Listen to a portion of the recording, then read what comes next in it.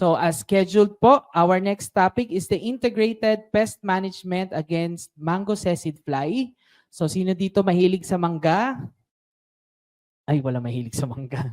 But I think this is an interesting topic kasi Central Luzon is also known for producing mango, di ba? So allow me to introduce our next speaker. So our research speaker is a graduate of Bachelor of Science in Agricultural Education and Master of Development Management, major in Public Management in Pangasinan State University.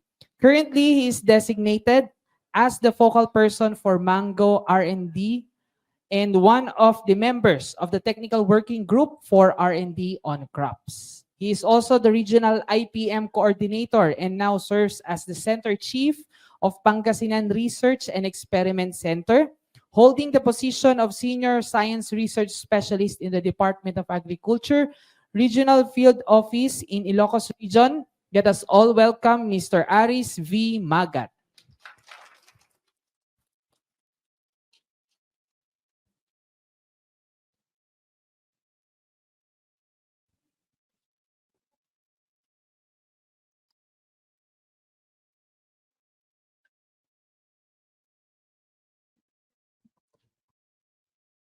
Okay, mabuhay. Magandang araw. Oh, medyo busy tayo sa pag-accomplish ng attendance and evaluation form. So before we start, kasi medyo tayo, it's 2:30. Can we have a little energizer? Usong-uso yung ating TikTok ngayon na Hello madlang people, mabuhay. No. Oh. So a little lang. Hello madlang people, mabuhay. Bawal matulog.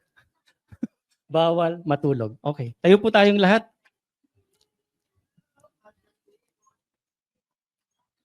Yan yung gusto mag-TikTok.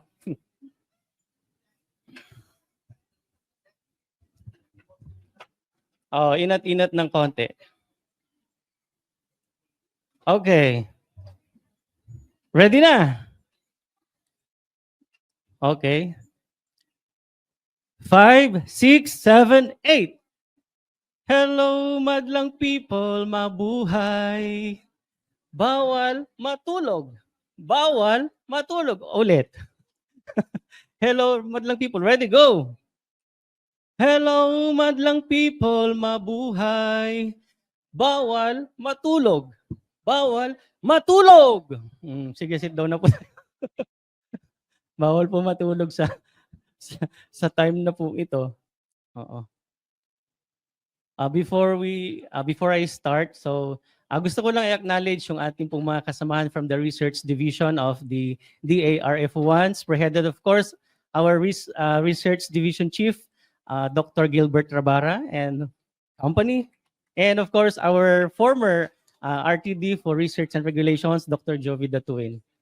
Special si ma'am sa akin kasi nung inumpisahan itong project na to, it was her nung division chief namin sa research division and yung ating OIC RTD for Research and Regulations nung umpisahan itong project na to. So for today's video, I will be presenting to you or sharing it with you yung pong result ng ating research na kinandak, of course funded by the DA-BAR. Palakpakan po natin ang DA-BAR. Mapapandemya yan, tuloy ang laban. Parang walang pandemya. So across the region, tayo po ay umikot at i-implement itong project natin. And again, naging successful na tayo sa dulo. So this time, it is my honor to share it with you, yung ating pong experiences at mga strategies na ginawa natin patungkol sa pag-manage po ng ating sisig fly. Okay. Nawala na ako ng audience. Hello, madlang people. May klase. Okay.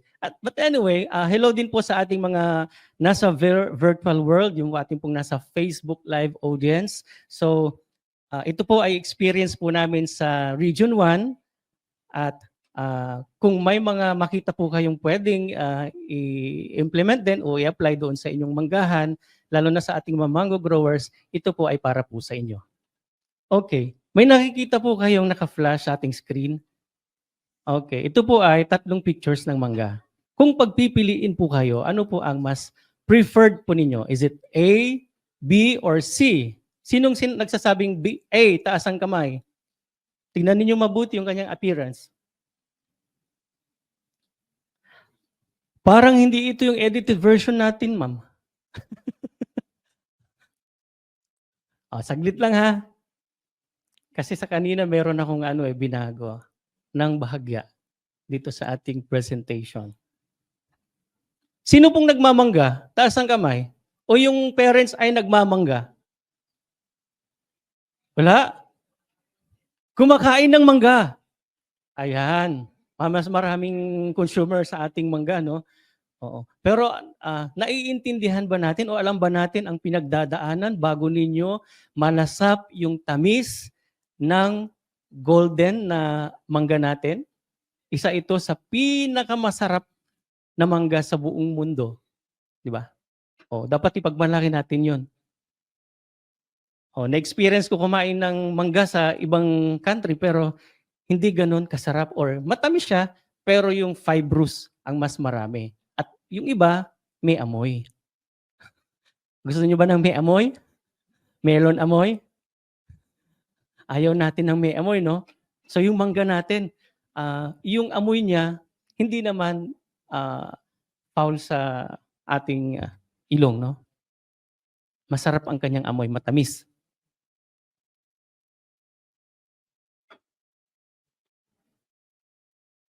Okay, tama na siya. Tama ito.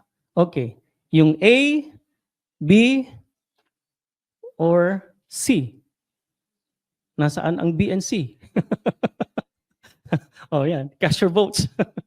Okay. Sinong nagsasabing gusto ng A? Wala. B? Meron din. C? Mas marami sa C. Okay. What if, kung yung dalawang klase ng mangga na B and C ay sabihin ko sa inyo, ay hindi ito inisprehan ng chemical pesticides? Maniniwala po ba kayo? Hindi. Okay. Siyempre, natural na din ang tugon. Pero gusto kong i-share sa inyo yung journey namin na kung bakit kami nagkaroon ng mangga na hindi naman kami nag-spray ng chemical pesticides. At pwedeng alternatibong pamamaraan para ito ay gamitin ng ating mga magmamangga, lalo na yung mga takot sa kumain ng may chemical content, no? Ayaw malason. Okay. So yung una, may damage po iyan ng tinatawag nating kurikong. Tama, tumpak po. Okay, next slide.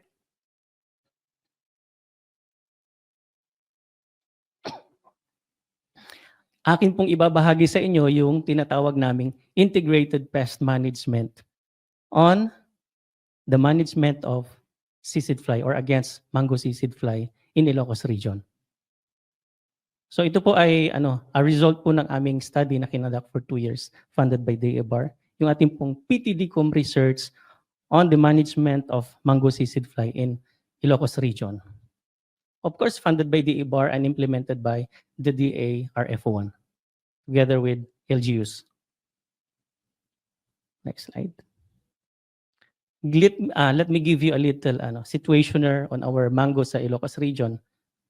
So yung pong ating mangga, it is known actually as the world sweetest mango in the world, no?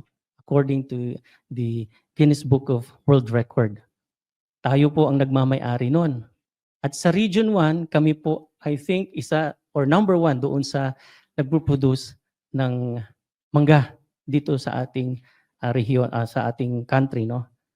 Region 1 contributes around 25% doon sa total volume of production natin sa buong Pilipinas. Yan ay merong 596,000 plus metric tons. Okay. Kung makikita po ninyo, medyo malabo po doon Pwede ba akong gumamit ng kodigo dito sa aking papel? At kailangan ko rin kasing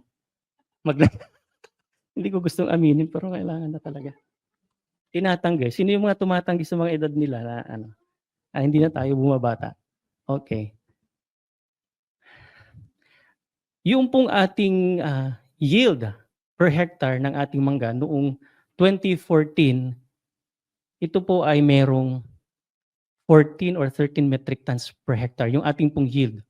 And then so sa sumunod na mga taon, ito ay bumaba. Kung makikita nyo yan. Nasa 10 point something na lang yan. Hanggang umabot ito ng 7 metric tons per hectare. At umakyat ng bahagya a little, 8 metric tons per hectare ang yield. So ano kaya ang naging dahilan? Yung mga nangyari, no? So pag tinanong mo yung mango growers natin, ang laging tugon, ang laging salarin, ito pong ating mango sisig fly. Sa panahong yan, ito po yung sumira ng ating mango industry. At hanggang ngayon, ito pa rin naman ay isa sa mga factors kung bakit mababa pa rin yung ating yield sa ating mangga. So, inisip namin, kasi ang dami pong nag-chemical eh. So what if hanap tayo ng ibang pamamaraan kung saan pwede naman siyang i-manage, hindi ko sinabing i-control, i-manage natin siya nang sa gayon, merong pa ring maaani po yung ating mga magmamangga. At ito po ay yung ating paggamit ng mga organic-based pesticides, specifically yung ating mga biological na pamamaraan. Next slide. Okay. Konting ano lang sa ating mango sisig fly, lalo na sa ating mga estudyante na kasama. Ito po ay Proconterinia frugivora gagni. Ito po ay isang invasive pest ng ating Philippine Carabao mango. At ito, kapag umatake siya, makikita mo parang description nila nora-nora eh. So may pangingitim ng balat na dot. Oh, yan. Kapag, oy, lumingon sa katabi, may dot ba nakikita? Pareho ba? Malayo yung kanyang hawig. Nasisid fly? Tignan nga natin, nasisid fly ka ba? Okay. Ito yung outer skin na pangingitim ng ating bunga ng mangga. Next slide. Okay. Doon sa aming kinandak na study, yung occurrence ng mango sisig fly, ito yung pinaka damaging na yung kanyang larval stage. Na-observe namin pagdating ng phenological stage niya ng 44 to 60 days after flower induction, ito po yung season na marami yung na-damage talaga. Sa panahong medyo mahalumigmig or malamig yung temperatura from December to February. Lalo na kapag ito ay umulan, kasi yung experience namin, 3 days after ng ulan, tsaka meron biglang umatake, ganyan. So marami. At ito ay sa panahong malamig. Umabot ng 19 degrees centigrade yung kanyang temperatura. So siguro naging favorable sa kanila yung climatic condition nung panahon na yon. Okay.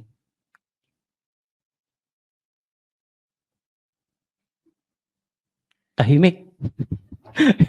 Hello, madlang people. Okay, next slide. Okay. So gusto ko lang ipakita sa inyo na ito po ay parang survey ng ating mga kasamahan from the RFO1 sa RCPC nung nagkandak sila ng study on the development of management strategies against sisig fly. Meron silang survey sa mga farmers at ito yung lumabas na information. Halos lahat ng mango growers talaga ay panay chemical treatment ang kanilang ginagawa. Noong 2018, 5 dyan na kanilang ginamit ay halos paulit-ulit na ginagamit doon sa kanilang pagmamangga. At ang very common dyan, kita nyo yung Cartap, hydrochloride, carbaryl, pymetrozine, buprofizin, and cypermethrin. So, cypermethrin ang laging nakikitaan na ginagamit. So, nagkakaroon ng pest resurgence, no? Dahil sa hindi naman na i-consider yung mode of action noong chemicals. Di ba base doon sa pag-aaral nila Dr. Celia Medina, yung insecticide resistance management, ay kailangan i-consider yung IRM na concept. So ito naman yung nakuha nila noon sa ating mga farmers. Okay. At dahil dyan, so nag-ano tayo, we go beyond or we go against doon sa paggamit ng chemical pesticides kasi halos hindi rin naman makapag-ani ng marami. Kapag hindi mo na-treat yung seed fly or na-manage, sabi ni Abustan, hanggang 70 to 100% yung pwedeng masira na bunga ng ating mangga.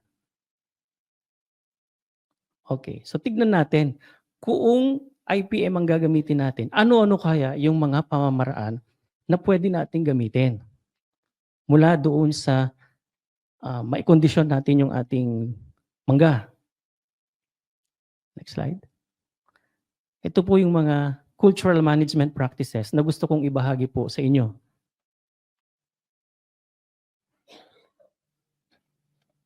Wala pa. Okay. Unang-una, of course, yung pong pagbabawas ng sanga. Yung pong pruning na tinatawag. So merong iba't ibang klaseng pamamaraan ng pruning. Ito ay kung minsan yung pagtanggal lang ng konting sanga na nag-overlapping o kaya ito ay may mga infected na mga sanga. Pwede din po yung open canopy na tinatawag, yung mismong sa sentro ay tanggalan siya ng sanga upang sa ganon yung airflow at yung sunlight ay mag-penetrate doon sa loob ng ating mangga. So yung mga unproductive, wala namang saysay, tanggalin na rin lang. Kasi ito naman ay parang kumukuha pa ng nutrients na dapat ay mapunta doon sa pagpapabunga.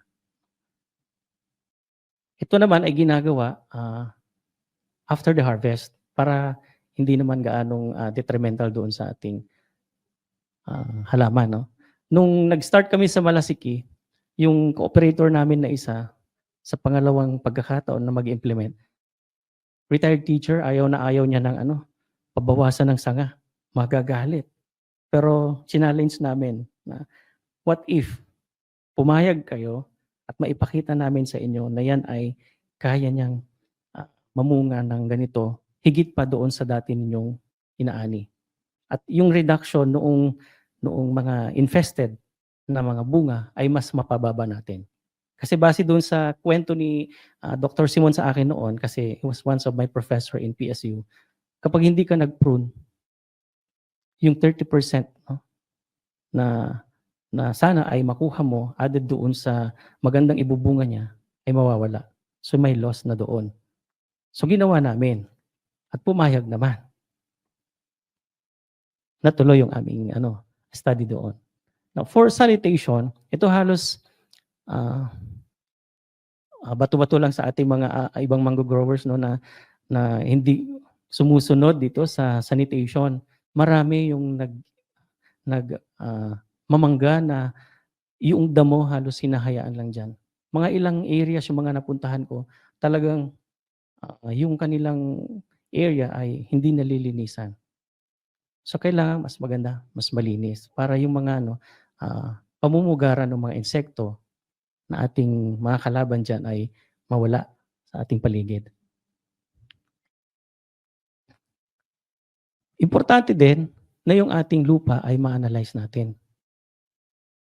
Maraming farmers na na hindi na nagpapakuha ng kanilang soil samples. Mahalagang bagay ito kasi nandyan naman yung ating regional laboratories. I-submit natin yung soil samples natin para malaman kung ano ba talaga ang kakulangan doon sa nutrients present doon sa ating lupa. Pero meron din namang nasulat si Dr. Goles na ito yung age ng tree, may corresponding na ilan yung ilalagay na abono kung hindi kapag nakapagpa-soil analysis. Pero dito sa amin, ito yung rate na nilagay namin, 10 kilograms ng organic fertilizer, and then merong 4 kilograms na complete fertilizer, and then yung 1 kilogram na urea. Base po yan doon sa soil analysis na kinandak namin. At tugma naman doon sa mga trees na nakuhanan namin o pinagkandakan namin ng aming study. So kailangan mo lang i-apply yon doon sa palibot niya. Hindi na uso yung ano, no, yung canopy niya, kung saan yung N, tapos doon mo dapat ibaon yung abono. Eh paano kung yan ay nakahiga at nandun yung kanyang ugat? Saan tatapat yung kanyang canopy? Di ba? So kailangan meron kang 2 to 3 meters away from the base. So ginawa namin para mas hindi pa ulit-ulit na ikaw ay maghuhukay, gawa na lang ng simple feeding tube gamit yung empty bottles ng mineral water na mga 4 to 6 liters, and then ikat mo lang yung base niya, yun na yung ibabaon mo. Para nang sa ganun, para ka lang nagtatakal ng abono na ilalagay mo doon. Lalo na kung ito ay yung mga granules. Mas madali, pati mas paglagay ng tubig para mas ito ay mabilis na ma-absorb ng ating halaman. Sa flower induction naman, lahat na halos ngayon calcium nitrate ang ginagamit, no? Kasi yung potassium nitrate may konting yan sa parang humihingi ng clearance sa ating PNP. So kailangan lang natin ma-check ng mabuti yung readiness ng halaman. So may mga signs na kailangan mong i-check doon sa leaves niya kung ito ba ay dark green, yung brittle and coppery. Kapag hinawakan mo siya, parang may tunog ng parang kumakain ka ng chicharon o brittle siya. At tignan mo yung may parang nakaprotrude doon sa kanyang lalabasan ng panicle, doon sa dulo. Na konting sundot mo na lang, lalabas na yung kanyang bulaklak. And most importantly, alam mo dapat kung kailan siya nagluglog or nag-flush, nagpalit ng dahon na bago. At least 6 to 7 months po iyon para po masabi mong ito ay ready na. Yung iba, gumagamit ng yung paklo, pampabilis nung pag-mature nung leaves niya. 3 to 4, ayan, pwede na nilang sprayhan ng pampabulaklak. No? And then pag gumamit ka ng calcium nitrate, ang ginamit pala namin, ito yung rate, depende yan doon sa inyong gawain. Gumamit lang kami ng 3%. So 6 kilograms po na calcium nitrate sa 200 liters na water. At kapag ikaw ay umulit, kumbaga nakita mo na hindi gaanong nag-respond, pwede din naman. Basta doon sa maximum of 5 days, 3 to 5 days, na yan ay ma-follow up mo siya. Pero 1.5% na lang ang ibibigay mo sa kanya. Hindi na ganun sa dati, no? Nakarami.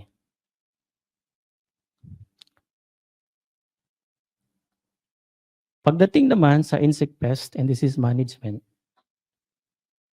itong hanging of decomposing matter as an attractant sa ating mga pollinators, ginawa namin po ito kasi may mga pagkakataon talaga na mahirap kang maraming bulaklak pero hindi siya tumutuloy, no? Mas maraming naa-abort doon sa halaman. Yung ating inflorescence ng mangga, kung hindi ako nagkakamali, mga 10% na lang yung yung at least 10% yung may presence ng male and female sa isang bulaklak. So kailangan mo talagang i-augment o magkaroon ng supplementation. At ang isang pamaraan dyan, ma-attract mo yung mga pollinators. At good enough sa amin, dami kaming nakitang mga blue flies, yung mga bees na naka-roaming around doon. So sila yung tumulong para ma-pollinate yung ating mangga. So sa isang panicle, may umabot nga kami na 8, ganyan. Pero ang normal lang, 1 or 2, masaya ka na dapat na mayroong bunga yung nandoon. Imagine niyo yung isang flower, tapos ang male part niya ay nandoon sa hindi niya gaanong nandoon sa bandang dulo, tapos yung flower niya ay nandito sa baba, pero ang inflorescence mo naman ay ang tawag doon, ganyan, droopy. So yung male nandito sa bandang baba, so paano niya mahalos ma-pollinate yung female part? So kung may pollinator ka, mas nakakatulong sila. So lagi kaming naglagay ng pollinator attractant. gamit ang mga nabubulok na yung fish entrails. Pwedeng hingin lang, humingi lang kami sa palengke. Tapos yun yung sinabit namin.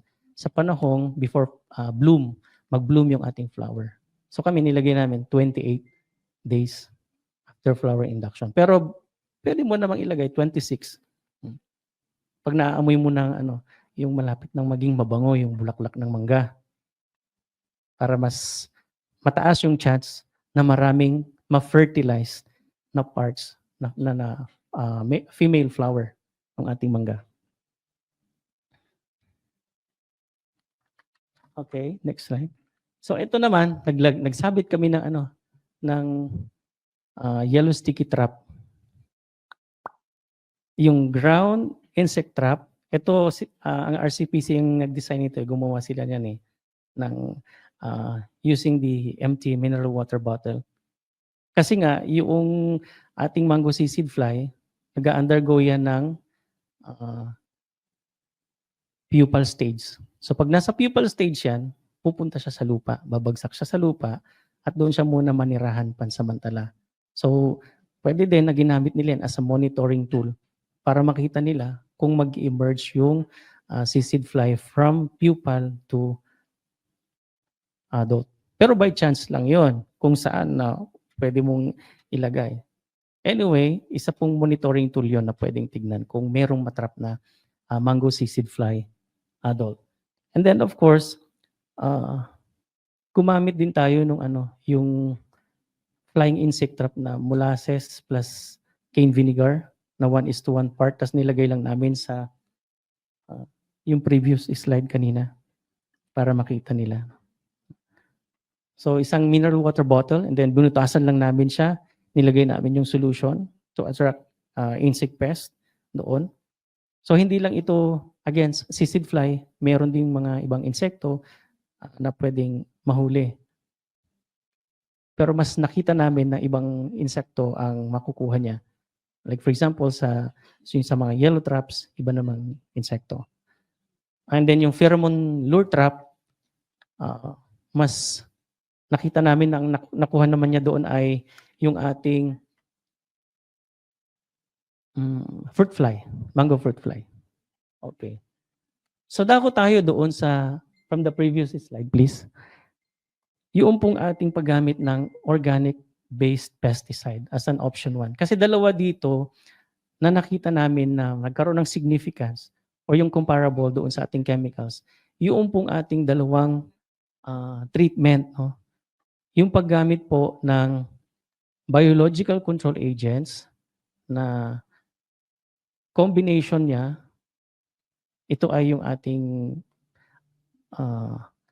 organic solutions, yung ating merong content na yung cultured yeast natin and yung distillery slops.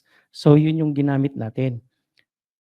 We have purchased this sa isang farmer from Burgos, Pangasinan, na ito yung kanyang produkto. At ito po yung ginamit natin.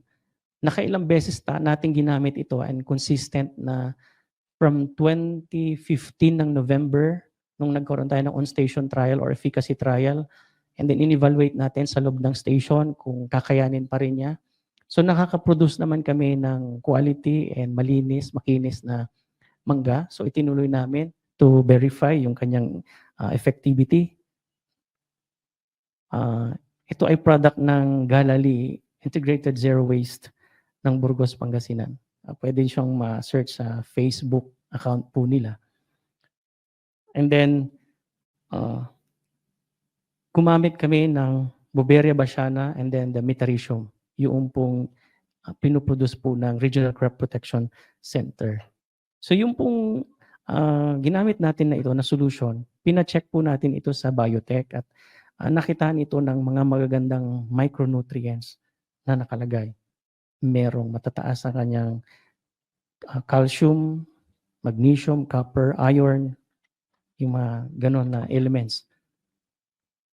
At yan ay nagkaroon din ng parallel analysis ng ating Regional Soils Laboratory. So ito po yung kanyang guide, yung parang spray window kung kailan namin siya ginamit. from bud emergence, panicle initiation. Sa umpisa, yung pong ating biological control agent ang ating pong ginamit. Yung in-access po natin sa Regional Crop Protection Center, yung Beauveria bassiana, and then yung Metarhizium. And then the next panicle initiation, yung po yung product na nung ating farmer na in-access, no? Back pa. And then, yan na. Meron tayong sa full bloom, and then yung pong ating fruit set, makikita nyo yung dosage. Anyway, meron lang kaming parang guide na print out. Pwede nyo namang tignan doon. Kaya lang 50 lang yun, no? Yung ating flyers na print out. At nakalagay doon yung dosage niya, and then kung kailan mo siya dapat gamitin. Hanggang ito ay bago magbaging. Sa pangalawang option,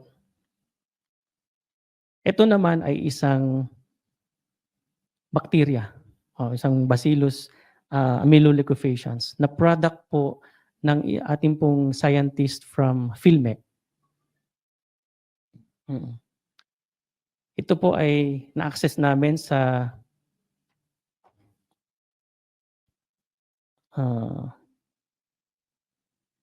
kay Dr. Alvinja. Yung kanilang product ito na nakita namin na pwede siyang gamitin doon sa ating mangga. So ito po ay tinatawag na Bacillus amelolecufaciens. Kung nilagay ko sa presentation yung kanyang picture, pero makita niyo yung pangalan niya, ito ay may makalang Magic Grow. Magic Grow. Nung ginamit po namin ito during the off-season, lahat na halos ng mangga na katabi niya, may halos scab. Pero siya ito, makinis. Parang ano lang, talagang yung parang banana na pag binuksan mo yung banana, makinis talaga yung bunga niya. So, yun naman siya yung isang effect ng kanyang product, no? But hindi ito promotion ng mga products ng kung sino, but yung aming experience na ito yung nung ginamit namin, ito yung kanyang mga naging magagandang nakitaan ng potensyal. Ito yun. Yan yun. Yan. Junius Enterprise yata yung pangalan, no? Na pwedeng pag-accessan ng product ng ating Magic Grow. Kilala si Dr. Alvinja, I think dito sa Philmec. Sila po yung head. Yan. Yung ang taga Malasigi tinatanong niya, saan kayo nag-access nito? Kasi lalo ng off-season, ito yung nagmarka ng mga makinis. Pag binuksan nila yung bag niya, although nakabag din naman yung iba, pero ito talaga yung nakita niya na makinis. Sabi nung bumili, ito pwedeng gawin mong nasa ibabaw nung crates or nung kaing. Ganun pala, no? Pag nagbibenta dyan sa Manila, kailangan kinis yung nasa ibabaw. So, siguro it will command a better or higher price ang kikinis ng bunga. And then, hindi nila tinatanggal yung yung bag para makita nila talaga ito ay nabag na mangga. Next slide. Ito naman yung kanyang guide, yung spray guide niya kung kailan mo siya gamitin. Kasi very simple lang. Okay. Yeah. Nandun din yun sa guide. Next slide. Importante, ito ang isa sa pinaka-importante na dapat hindi kaligtaan. Yung pong ating pagbabaging ng ating mangga. Dito sa baging na ito, yung experience namin, may simple lang na nakitang baging material pero hindi din siya gaanong tumatagal. Hindi maganda yung kanyang nagiging result. Kapag umulan, nawawash out siya, nag-expose pa rin yung ating mangga. So we explored another, yung pong waxy paper mas maganda. Kaso nga lang, hindi na gaanong uso yung ating telephone directory at medyo mahal. Pero good enough, yung ating pong HBCDP ay nagbigay po sa atin ng isang baging material na yung puti, no? Yung puti na merong pangkawit doon sa dulo niya at reusable naman.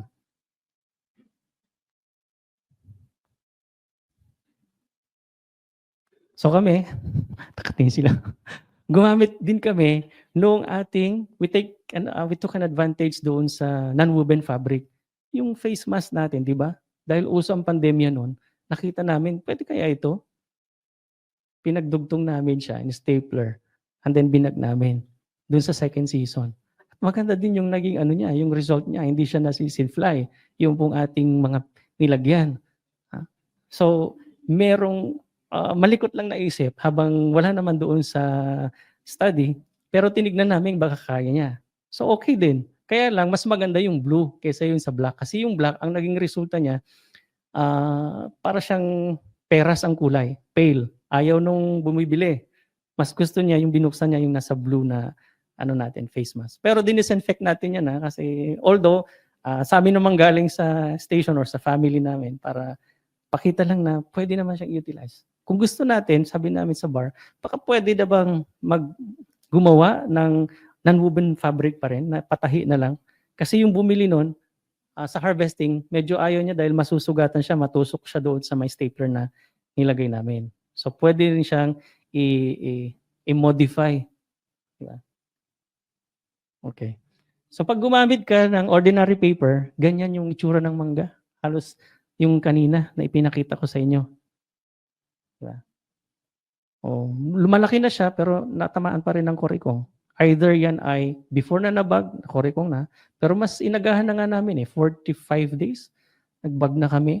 Kaya lang pag earlier ang bagging, ang tendency, marami namang nahuhulog na mga bunga kasi hindi pa siya ready talagang kumapit. Sabi niya, kapit lang. Pero gusto ko nang bumitaw, sabi niya. Next. Ayan yung difference ng magandang bagging material. Mag-invest ka lang ng 3 pesos ata ang pagkabili ng HBCDP niya noon. And then yung ordinary, 1-2 yung isang sako, 10,000 yon pero sira din lang naman. Next. Okay, pag earlier ang bagging, yan, nalalaglag. Sayang ang investment. Kaya nag-recommend kami doon na mas better yung dati pa rin. Next slide. Okay. Kapag nag-spray ka ng organic biopesticide, ito yung nakita namin na pwedeng makatulong na entomopathogen or yung fungus doon sa ating isang problema ng magmamangga. Hindi si seed fly, kundi yung talakitik. Di ba problema din yan? Kapag hindi mo na-contain yan, Magic 15 ang tawag namin yan within 15 days at hindi mo na-control, parami ng parami. Parami ng parami. So, pag may nakita kayo na ganitong fungus, potential ito na pwedeng paramihin ng RCPC.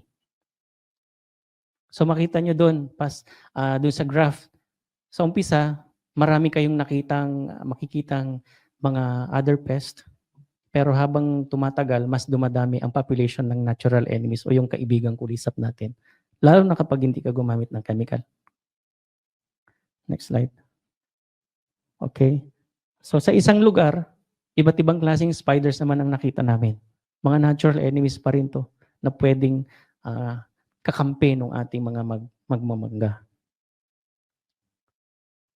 Next. Okay. So pinatest din namin yung kanyang bunga. Kung ginamitan namin ng organic based pesticides, ano ba yung content ng bunga? Meron bang effect ba na ito ay may konting residue ba pag gano'n? So ito ay sa Espalbago at yan ay napakababa, negligible. So lang chemical or lason na makukuha. Next. Ito naman yung isang farmer namin na nag-take advantage doon sa ating nalaglag na mangga. Ito ay either nasi-seed fly or ibang insekto na nanira like seed borer, yung fruit fly. So ginawang foliar fertilizer. So napakahalaga na pag may nahuhulog na mangga, kahit pa isa-isa yan, we have to dispose it properly. Huwag hahayaan. Kasi kung hinayaan mo lang, pabalik-balik lang yung cycle. babalik pa rin yung insekto. Maninira pa rin. Next. Okay. O harvesting, alam na nila yan doon sa proper harvesting. Pero ang dami, na kapag mataas ang presyo ng mangga, syempre, earlier nilang hinahabol sa presyo. Pero ang nagsasacrifice doon, yung kanyang sweetness naman. So ideally, dapat 110 to 120 days after flower induction. So makita nyo yung harvest namin sa second season of production. Yung nabag din naman, pero nagkaroon ng scab. Yung isa, saka yung dalawa na BNC, ito ay na-sprayhan namin nung isang bakterya, yung Bacillus ameloquafaciens o yung Magic Grow, mas makinis talaga. Ganon din yung isa na ginamit namin sa treatment na 3 gamit yung cultured yeast and distiller slops. Next. Okay. So habang kinakandak namin yung study, ito side trip na lang to. Kasi nagkaroon kami ng Farmer Field School. At ito yung isang avenue or approach na pwedeng mas mabilis yung pag-cascade ng technology kasi kasabay natin doon sa techno-demo na ginagawa namin or doon sa experimental site namin, yung nag-aaral kami weekly, at least 16 weeks doon sa mga farmers. At nakita nila yung kahalagahan ng pagkakaroon din ng isang klase. Agad-agad na-address yung issue. Next. Yan. So sila mismo, nakita nila yung seed fly, yung larva, kung paano siya mag-damage. And then hanggang adult. So nilagay lang siya sa bote and then in-observe. Next.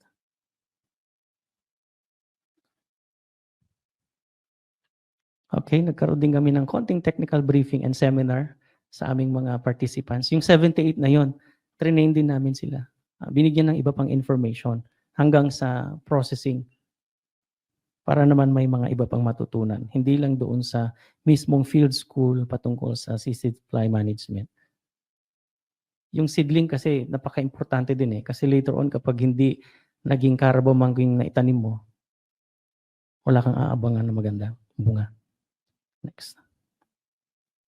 Okay. So, conclusion, walang isang single or individual na pamaraan na pwede mong gamitin. Ito ay integrated management pa rin, yung approaches natin. Yun yung nakita namin na kailangang buuin mo yung kwento ng bawat cultural management practices para hindi naman nagsasakripisyo yung magandang bunga later on ng ating pagmamangga.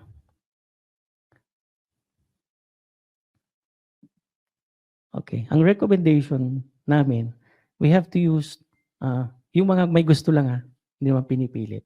Organic-based pesticides such as cultured yeast, distiller slops with the 2 BCAs and the Bacillus ameloquafaciens based doon sa spray guide na ipinakita ko. Napakaganda din na bigyan pansin itong using ng quality bagging materials. Hindi yung ordinary para hindi mas nawi-waste yung ating effort and money. Of course, we need to conduct skills training on bagging and technical briefing. Kasi may time kami noon na kapag kasadsadan ng bagging, halos wala kang makuhang tao para magbag ng inyong mangga. So, nung lumampas kami doon sa desired days, yun, tinamaan kami ng seed fly. So, increase the production of BCA. Kung pwede, kung may mga village type na pwedeng tumulong sa atin, why not? Pero sa RCPC, of course, syempre, ito yung kanilang call din na tulungan tayo sa pagpaparami ng ating mga BCAs tulad ng mga nagamit natin. And conduct more farmer field school on IPM mango production. Nawala na yung season long, panay shortcut na lang lahat.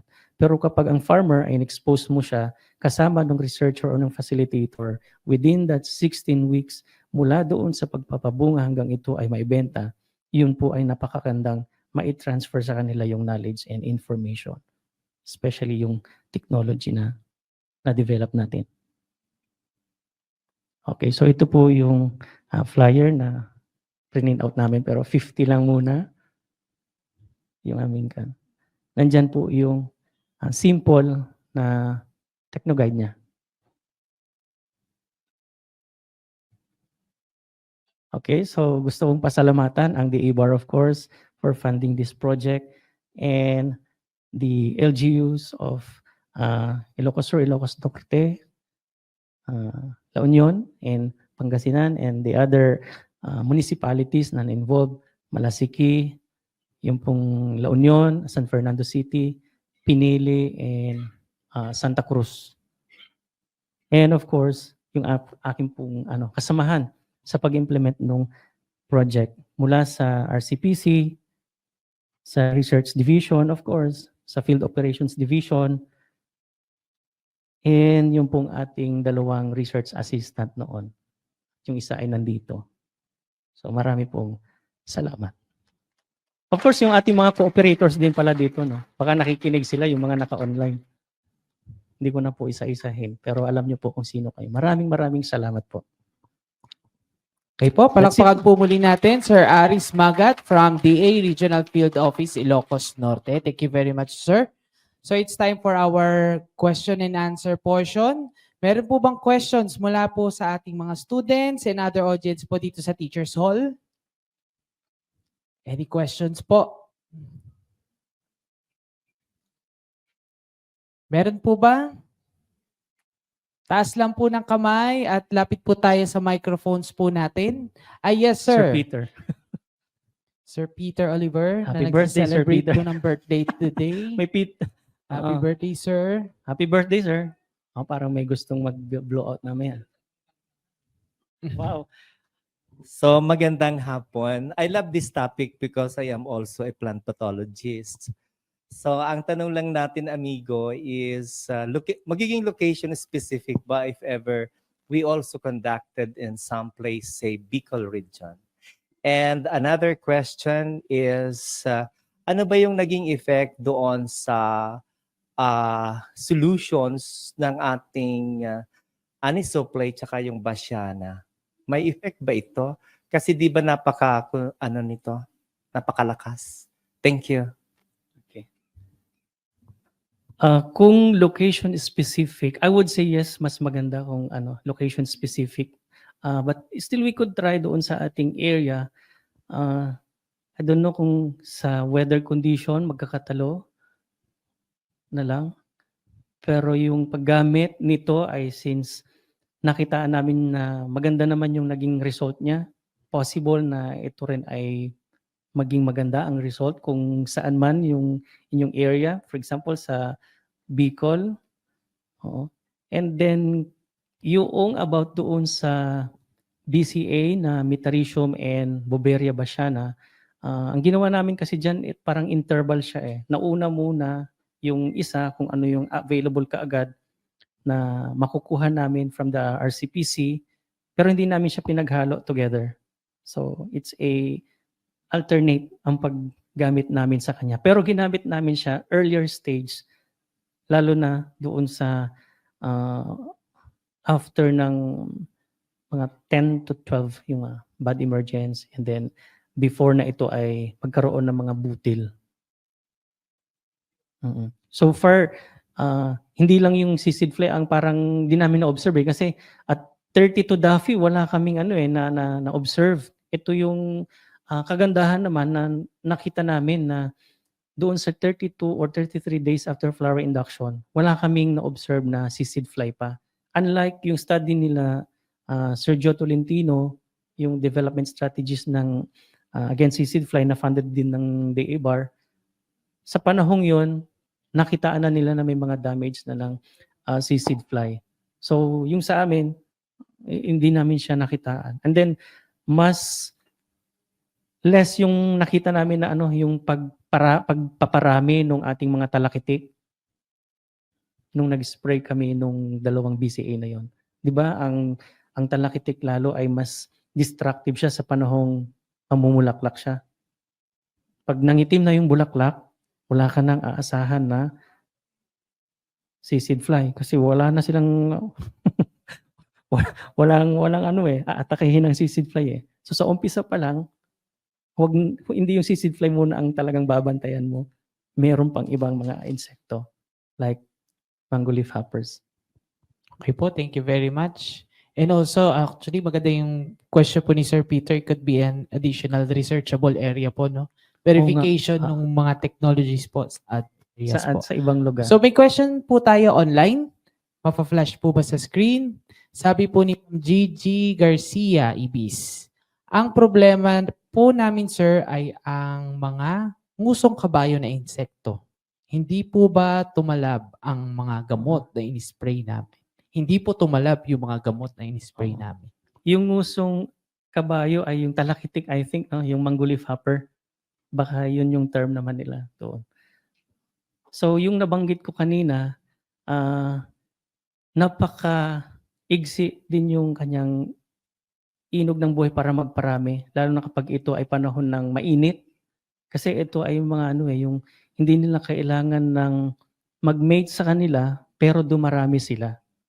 Kaya natatandaan ko nung nag-lecture sa amin si Dr. Isguera, Angelina Isguera ng DIMSU, who's also expert ng mango. Sabi niya, magic 15, anak, sabi niya. Within that span, kapag hindi mo siya na-control, yung 15 days na yan, paanak ng paanak ng paanak yan. So hindi lang talakitik ng mangga yan or specific. Pwede din sa sa ibang other leaf hoppers, ibang crops. So ito sa mangga, kapag na-control mo siya ng mas maaga, mas mainam. Kapag lumampas ka doon, the more na mas marami sila. At kapag tag-init or mas mainit, mas lalo silang mas mabilis na nagpaparami. Kung kaya't ang nangyayari, nagkakaroon ng pangitim. Dahil yung ihi niya, yun naman yung kinakain or pinagpaparamihan nung sooty mold na tinatawag. Oh, correct me if I'm wrong. Pero yun ang natatandaan ko, yung sooty mold, yung black mold na yon. Oo. Dahil matamis yung kanyang ihi, yun yung pagkain niya na kung saan mabilis na nangingitim yung bulaklak at nasisira. Okay. So thank you, sir. May isa pa pong question from Facebook. So baka na-curious po siya kasi nire-recommend po natin yung bagging sa ating pong mangga. Ano daw po ba ang mangyayari kung wala pong bagging material na ilalagay or gagamitin? Kanina, yung ipinakita ko, nag-bagging kami pero gamit namin yung ordinaryong papel. Nung umulan, nasira. Na-wash out siya. Tinamaan siya ng sisig fly. So kung hindi, yun na nga nag-bagging, tinamaan pa rin. Kung mag-bagging ka ng quality yung material at nabag mo siya ng tama doon sa araw na kanyang pangangailangan, mas maganda na maging safe yung ating bunga ng mangga. Ito halos ay, hindi na rin ito bago actually. Ang dami nang nagsasabi na ang bagging talaga ang isa sa pwedeng pangsangga mo doon. Kasi malilesan na rin yung cost ng yung pag-i-spray mo Imbis na umaabot ka hanggang 9 or 10 o hanggang 6 ka na lang. So may reduction na ng cost mo sa i-spray mo. Whether yan ay chemical or non-chemical. So doon pa lang, panalo ka na. Kung binag mo siya, 'di ba ang requirement sa sa merkado kapag makinis, parang maganda ang presyo. Ngayon kung merong kahit tutuldok na ganyan, hindi man siya nasira sa buo sa loob, pero yung outer covering niya, that would lessen yung kanyang presyo. Hindi mo siya mabenta ng tama. Ang gusto mo. So sir, kasi pagkakaintindi ko po sa question ay paano kung wala siya nung material po. So highly recommended po na magbabag po talaga. Yun ang Pero pag wala, proper monitoring still the key, no? Nire-recommend ko na sa mga magmamangga, kasi kami, yung weekly naming pagpunta doon, nakikita namin yung presence or occurrence ng mga peste at ng sakit. So, kung wala kang bagging material, pwede namang mag-improvise kung ano yung meron sa inyong supot. Meron din namang yung mga plastic kasi hindi gaano yun Hindi siya, no yun. Ang mangyayari niyan, spray ka ng spray kung hindi ka magbabag. So dagdag gastos po yun. Dagdag gastos po yun. Yes, ma'am. Ay, yes, go ahead, ma'am.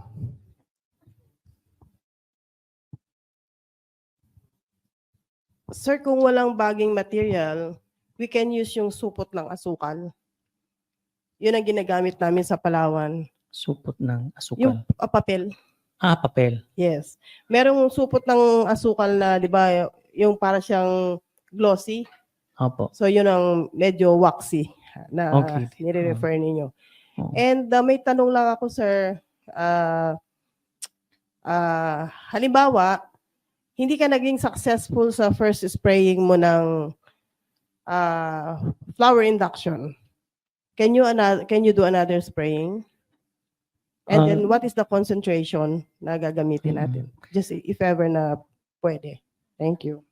Yes po. Yung nabanggit ko kanina, kapag yan ay first spraying at hindi siya naging successful, may follow-up tayo na tinatawag. Follow-up spraying ng pampabulaklak o yung calcium nitrate natin. So, dapat may sprayan mo siya within 3 to 5 days as a follow-up. Pero reduce yung kanyang paglagay. Kung sa una, you have 3% or 6 kilos in 200 liters of water, you reduce into half. 1.5% na lang ang ilalagay po natin. Hindi rin pwedeng yung mag-i-spray ka pa, malayo na yung agwat, no? Mas ini-invite mo o pinapalapit mo yung pagdami ng insekto.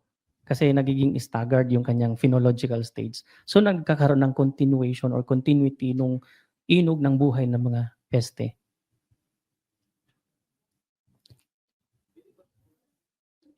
Go ahead, ma'am. Last question na lang, sir.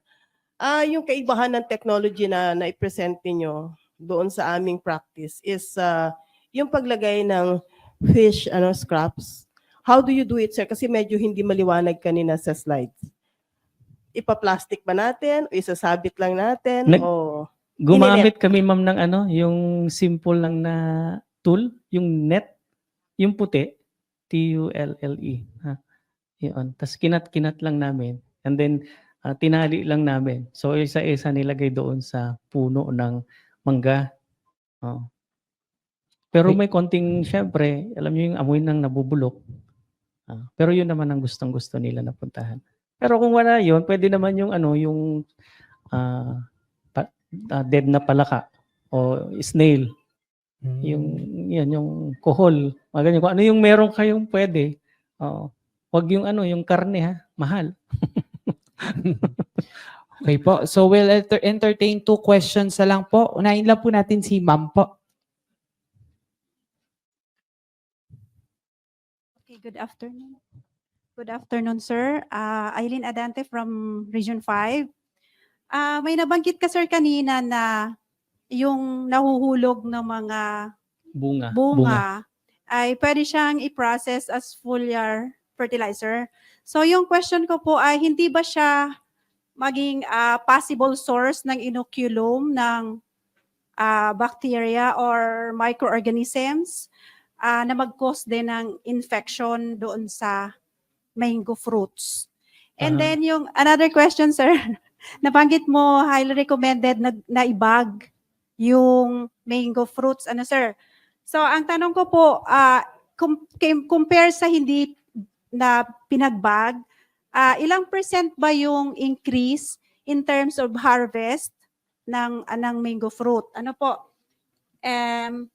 Tapos tanong din namin, ilan ba, sir, ang nagiging additional cost ng bagging?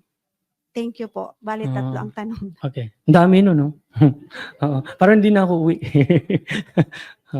Yung pong pag-pick noong mga damaged fruit, yun kasi hindi na namin siya gaanong tinignan kung ito ba ay yung ilan ay caused by sisig fly. Yung iba nakita namin caused by sisig fly. Yung the rest hindi din naman siya attributed sa sisig fly. It could be yung ating mango fruit fly, no? Or yung seed borer na nandoon. Ang ginawa kasi kinuha siya, ferment siya as foliar fertilizer instead na i-dig or ibabaon namin siya sa lupa.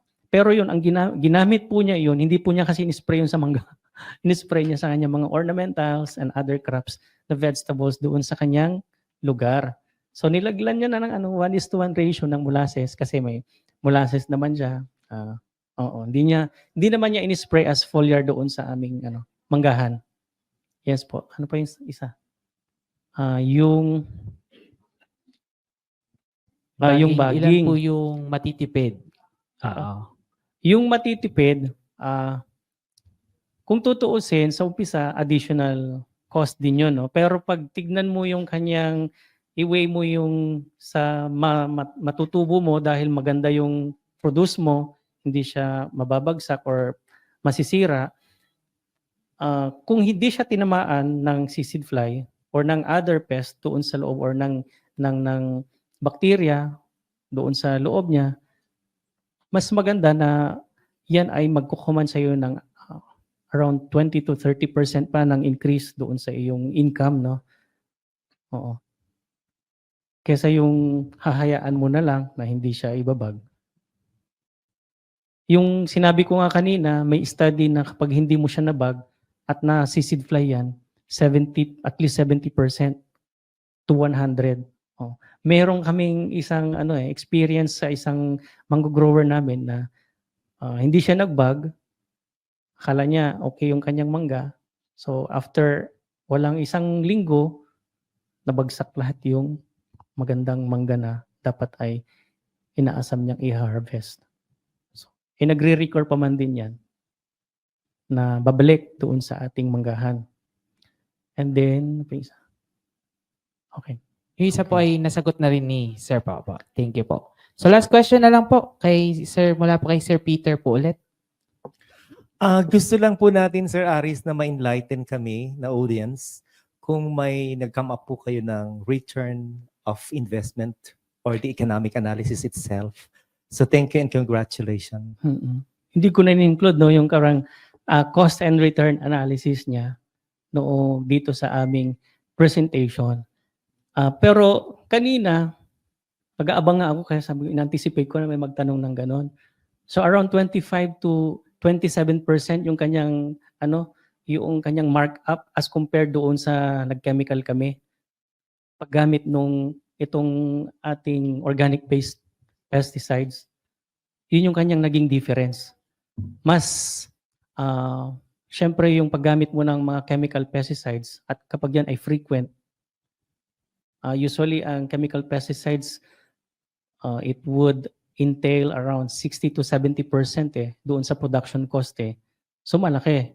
Ngayon, kung gagamit ka nito, hindi naman siya gaanong karami yung dosage na paglagay mo. So, and since ito ay mga latak, yung distillery waste, yung distillery slops, yung cultured yeast, ito naman ay nabibili sa ating mga kapwa magsasaka and scientist na nag-invento.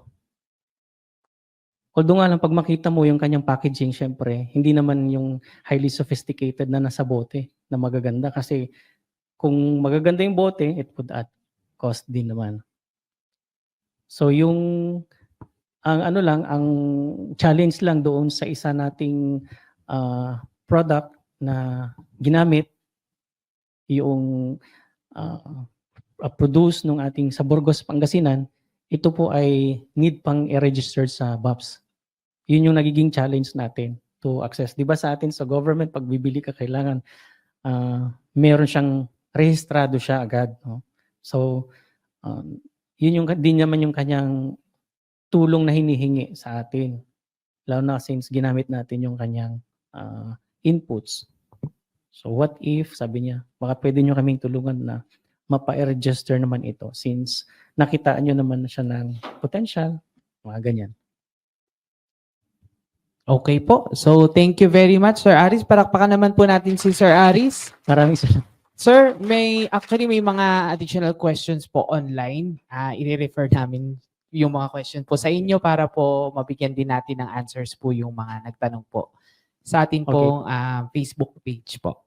Thank you very much po. We'll now proceed with the awarding of Certificate of Appreciation. So allow me to read the citation po.